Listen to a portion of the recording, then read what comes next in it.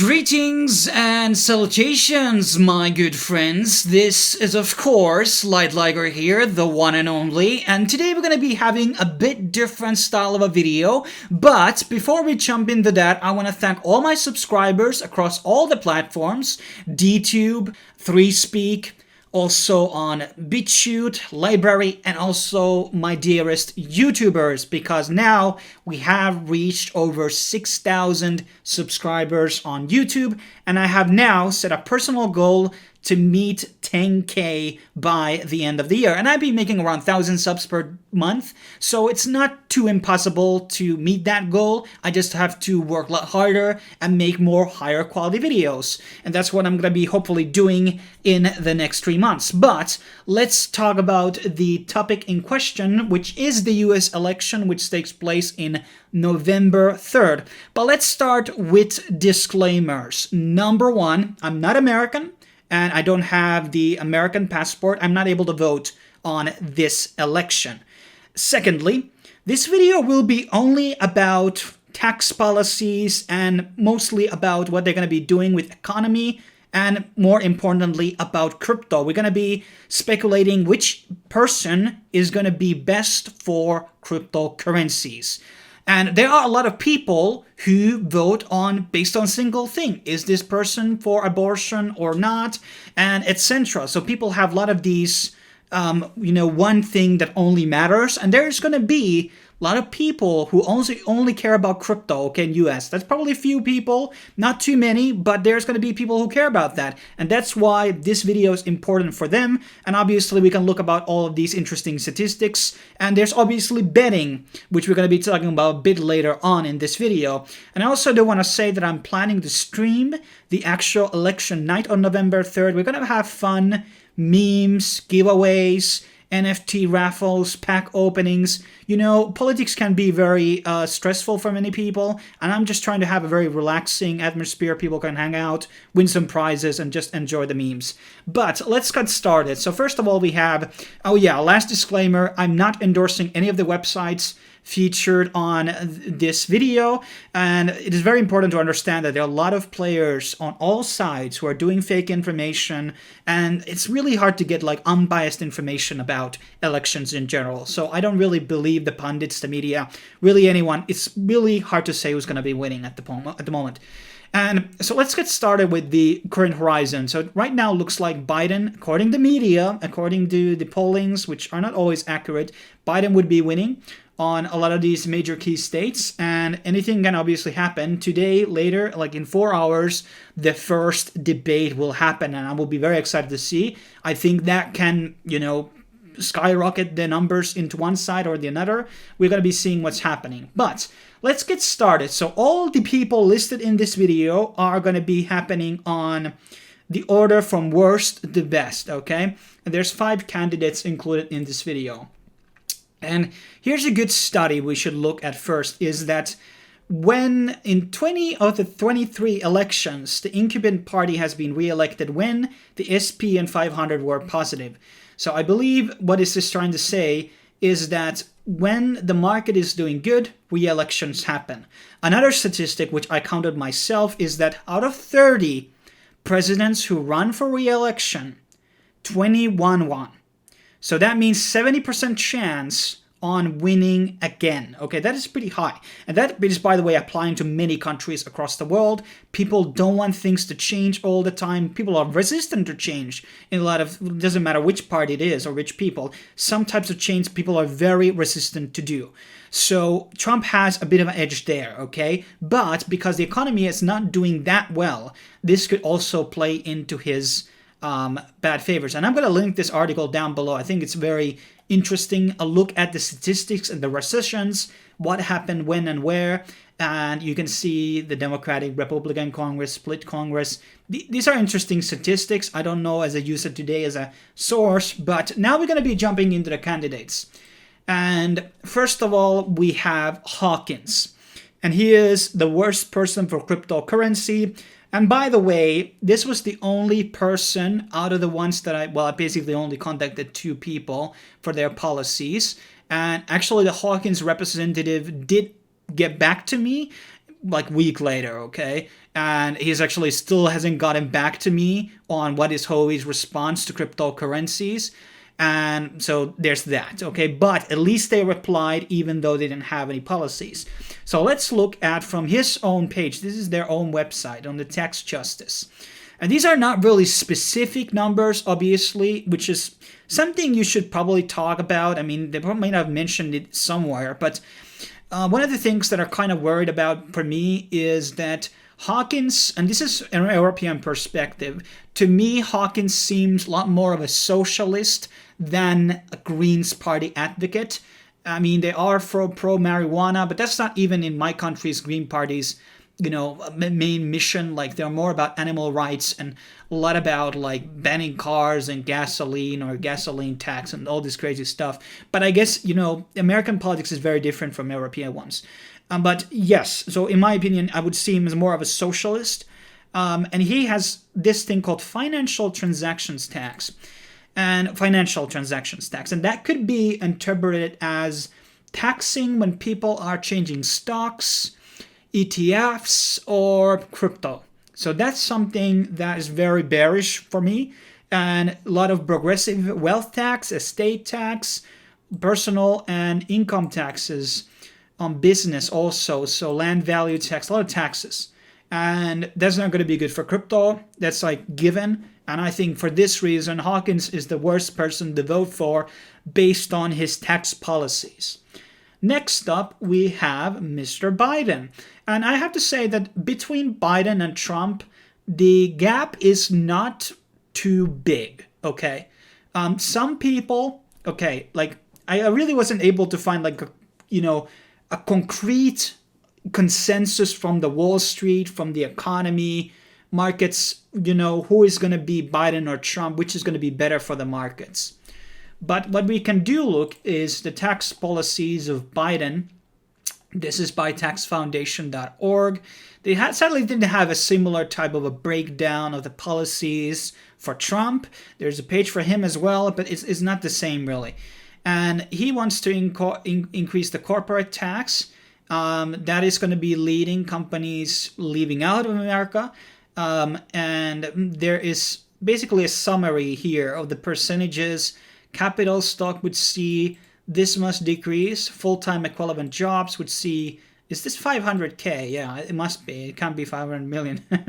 And GDP would go minus 1.47. So obviously Biden, he is a neoliberal in the end of the day. He is not going to be super hardcore on taxing the rich, but he's definitely going to have much more harder line than Trump is. And I think that ultimately it is pretty close between these two guys. But, this is a 7% increase from corporate income tax. And it's not good. I mean, this is going to be leaving companies out of America. And obviously crypto innovation can happen outside, but a lot of the VC money and a lot of the big players in the institutions and a lot of these things, America needs to be bored with crypto in order to grow, even though like China and Japan are like super into crypto. It doesn't seem to correlate on our coin market cap when we really look at it. So America kind of has that trend setting here. And Biden's policies, I mean, there are a lot of things here. Minus. A lot of minuses here, for the long run change in economic output based on these taxes. And I think I see them as negative. I mean, this is like, you have to understand that like nobody understands all the aspects of economy. A lot of people claim that they do, but it's so much complex than people want it to make it be. So there's so many variables and cause and effect things on these things. So even though these could be minuses, these could be pluses on certain other sides, which could increase the amount of people coming into crypto, for example.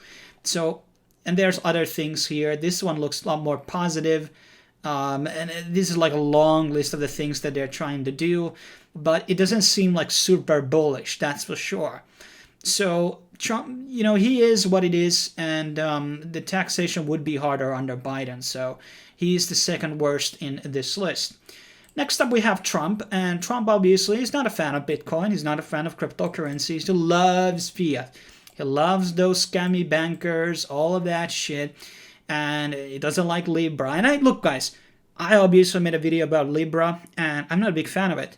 But I still want them to have the opportunity come to the market without getting fucked in the ass by the government. That's my take on it. I would, greet them into the industry. I think they would do a lot of good in terms of adaptation, even if their product was full of shit. But yes, Trump is, for the most part, his taxing is pretty good compared to Biden. And there's another line, Bidex Foundation, I talked about this a minute ago. And I think it is here where he talks about reducing the capital gains tax from 20 to 15%. And that's kind of bullish. So he's kind of like wanting to do more cuts.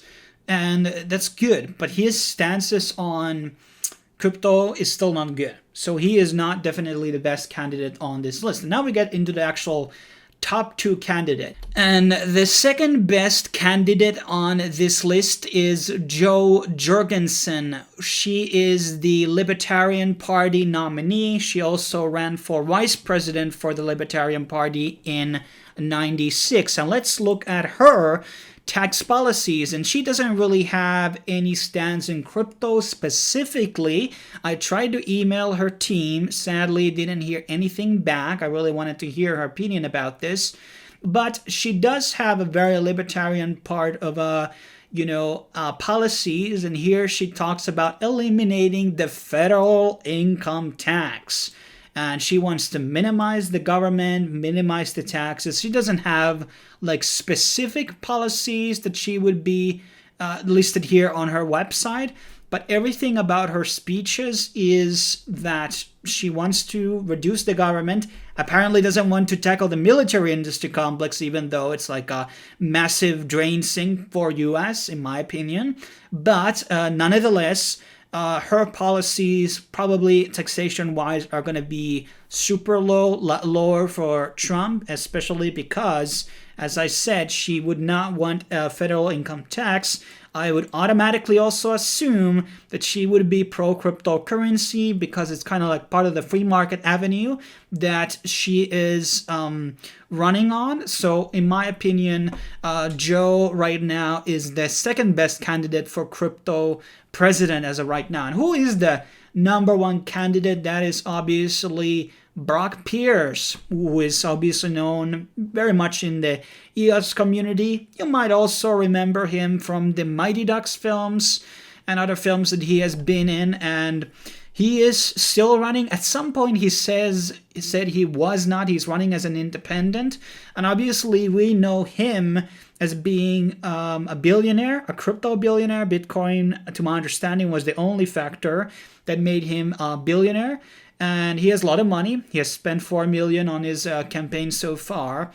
And his odds are obviously quite low. But in my opinion, I always vote for the people who align with my values rather than who's going to have the highest chance to win. Obviously, not a lot of people share that sentiment, and I get that.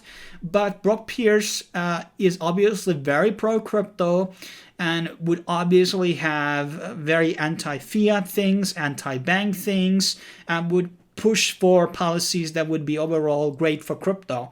Obviously, he has a bit of a shady past, not gonna lie, not gonna be touching that in this video.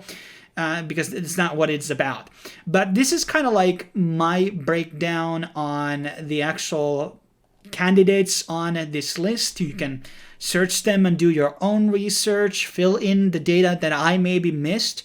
Let's have a civil conversation, but it's politics, so I'm not expecting much, guys. But as we jump into the very last part, I do want to mention the Omen, which is an Ethereum dApp where you can actually bet on the outcome of this election. So you can vote, will Joe Biden win the 2020 election? The arbitrator will be Claros. So if you're going to be putting $100 and voting that Biden will win, you will be winning 166 DAI as of right now. You will be getting shares, and those shares basically equal the amount on the actual pool, which is now what? That is already the $146,000 have been betted already If Trump is going to be winning, this is going to be 237 total, so $137 if you're going to be putting 100. So think about that when you put a actual 1,000 in. So a quite nice profit margins, over double, over 2x for Trump. That's like 2.3x or something like that. And Biden has pretty safe bet too. I mean, you get 600 back, like 60% back on your investment. But this requires a lot of gas, and I was talking to the Omen team that they are working on a fork on XDAI, and it's going to be costing you crazy amount of gas. So that's why I'm kind of priced out. But if you are a thousandaire, this is going to be a great opportunity for you, and put your actual things in actual decentralized contract and bet on this election. But that is pretty much my video. Leave your thoughts down below. And as I remembered you earlier, I'm going to be having a stream on November 3rd. A lot of giveaways, a lot of prizes will be given out, a lot of memes, chill stream, looking at the Bitcoin charts and the election results at the same time. Hopefully we're going to be having a blast. Thanks for watching. Stay tuned for the next video. Cheers.